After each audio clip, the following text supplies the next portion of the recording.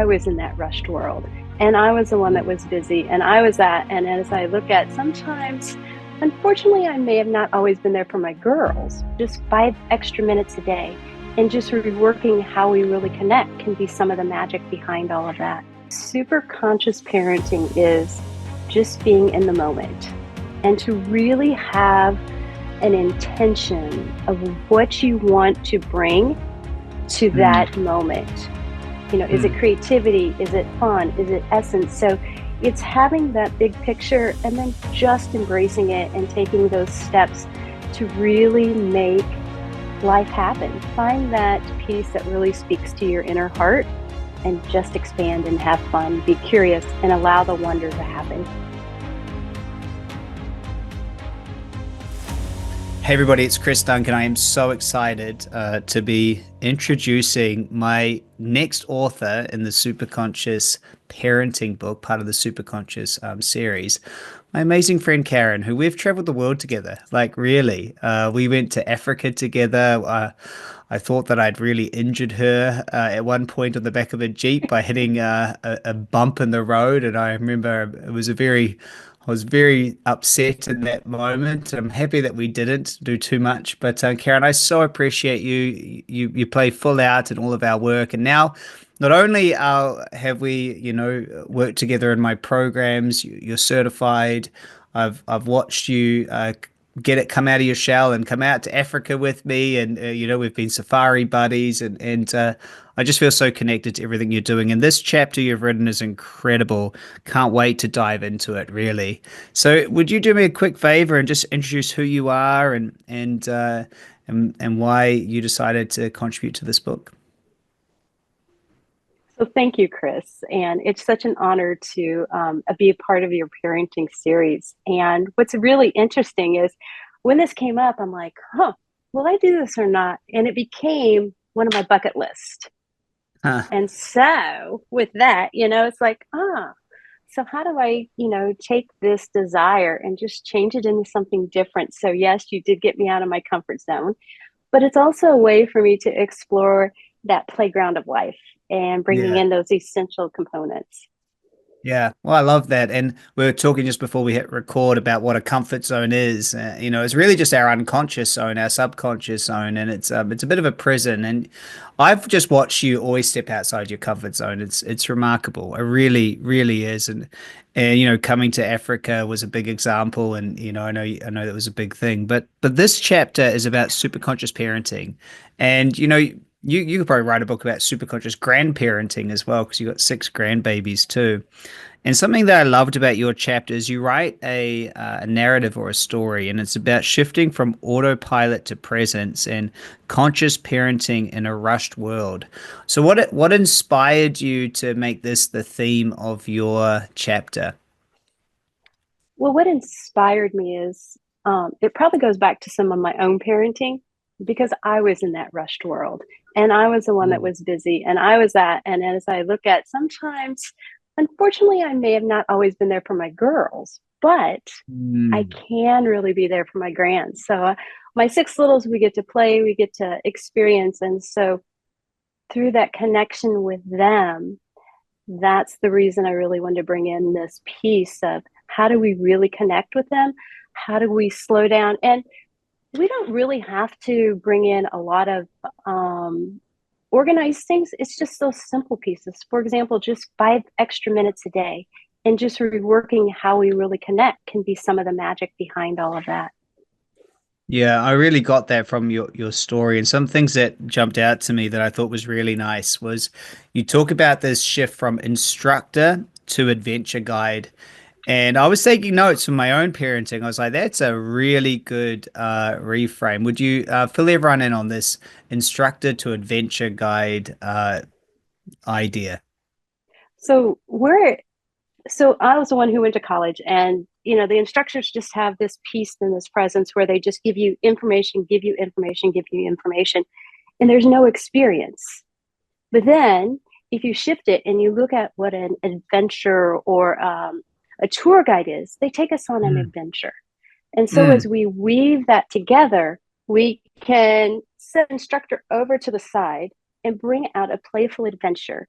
and allow our littles or our families to really come together and create through curiosity, through exploration, and through that path of a new understanding. And so it really becomes creation in action Mm. versus being told. It's really just the fun of it. What do you experience? I got to witness some of that this weekend with my littles. I took her outside and she was learning how to climb a tree. So I could have put her up in the tree as an instructor, or I sat there and watched her, and she did it with a baby doll because she has an Mm. older sister who has been climbing the tree. And so she's just inching into that. And so we just guided it together. So she built her little steps. She put her baby in, and then she'd take her out. She put her in, and she'd take her out. And so I can't wait to the next adventure to find out when Mm. she will climb that tree. So that's a little bit of that experience. And it just makes it more of a playful way to be. I love that. I think the metaphor of being an adventure guide, listeners, if you just feel into that, the difference, well, what is a parent? It's like, wow, an adventure guide. It's like yeah, it's brilliant. Like it's such a brilliant metaphor. Your whole chapter is brilliant. In fact, anyone listening, the whole book's amazing, and the whole series is great. There's some really great. You should definitely go get your copy of Superconscious Parenting. And what a great thing we're doing with this book. I'd love to hear what your definition, I've asked all the authors this, your definition of superconscious parenting. What does that mean to you? That is a really good question. Mm. And for me, super conscious parenting is just being in the moment and to really have an intention of what you want to bring to Mm. that moment. Is it Mm. creativity? Is it fun? Is it essence? So it's having that big picture and then just embracing it and taking those steps to really make life happen. And so as you make it happen for yourself, you also make it happen for others. So it's that deep, rich connection that really brings in that heart centered, playful essence of play. I just call it the playground of life. And so when my super conscious Yeah. comes in, that's what the fun of it is. But Yeah. Yeah. No, you continue. Sorry. I agree. but to be honest, I didn't have that. I had lost that Yeah. play. And so through the super conscious work, that's what's really coming up in my world. And that's really what I wish to share. Yeah. It's when someone shifts to play, doesn't matter what area, if it's money or parenting or health, when we can shift to play, that's when we're not in problem solving and that's when creation happens. So I love that you're bringing that into parenting, which many wouldn't call play, they'd call obligation or, the Yes. instructor mode. You know that. So I really love that. And, your chapter explains it so beautifully. Superconscious creation, superconscious parenting, being in play. Something else jumped out about you. There's lots in your chapter for me to highlight, especially as a new parent. I'm sitting there going, "This is great. I get all this great information." And one of the things I loved was these three sacred connection points, and I just thought it was really well documented by yourself. And so, would you share the three sacred connection points of a family? Yeah. So the part with the three connection points is something that come up with my own heart when I Mm. was experienced time with my daughters, but I've Yeah. expanded it. So it's that there are three key times whenever if you can do anything with your children or your family or even your spouse is that morning connection when they wake up, give them that Mm. hug, give them that love. When they come home from school, we would have events where my daughters would be in sports, but I'm like, wait, I'm going to pick them up because that was a prime time when they're excited, they're expressive, they just want to tell their story. And so that connection was really engaging and heart centered for me. And so I do this with my 6-year-old. I pick her up off the bus and we go in and have a snack and we play and we have conversations, and it's that conversation time. And then the other really key one is at nighttime.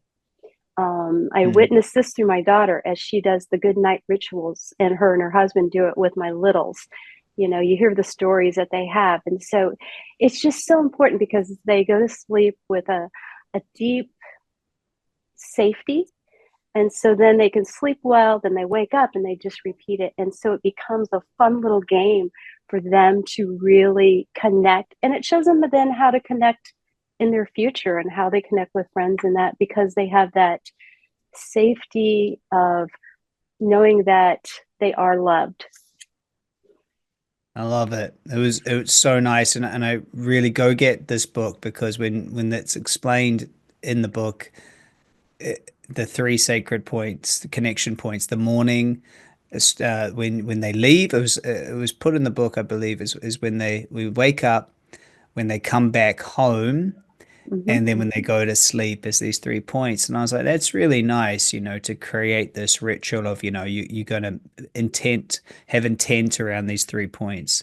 So I've been itching to ask you this because you obviously got such a cute name for your grandchildren, which is your littles, and it's nice. What's the difference between for you, your experience being a super conscious grandparent, in that focus of parenting, and everything that you learn? Like, what's changed for you now as you get to step into this next identity? What am I going to say? So I'm going to go back with the even reason why I even came into the world with you was I wanted to become a better public speaker. But really Wow. what I found was my voice and Hmm. how to really speak what my truth is. And so as I weave that in with being super conscious, that's where I'm like, okay, I'll be a little adventurous. So I can write a book. So this is my first adventure in writing, and so more to come. Wow. Um, but It's a it really good helped. first, your first one. It's because it's a really Yeah, great chapter. Like, really, I mean, I was engaged in the story. It's really good. So you should do more of it for sure. But so finding your voice, you were saying? yeah, just finding my voice. And I knew it was always hidden. And even though I traveled for a whole year right out of school doing public speaking, then you go into certain things and you can suppress it, like college, and then you Yeah. have to regain. So that's the really cool piece about the super conscious connection is that it really brings in a new form of personal development. It's more creational development versus problem solving. So you've helped guide Right. me through that new understanding that let's create. Problem solving is over here, but how do we create this new Yeah. path, this new way? And so we just make it that world of play and essence of joy and fun. And as I step into that space, I'm much calmer, I'm much more centered, much more compassionate. And so that's a lot of what this super conscious has really done for me. And I know there's those little hidden pieces, and now I can just thank them and be the wisdom and say, hey, okay, I got the joys and I got the wisdom. Yeah. Okay, now we're going to move on and do this. So, yeah, it's just been a Yeah. journey, a really cool journey. It is a cool journey, and shifting into being creative focused rather than problem focused is so much more fun.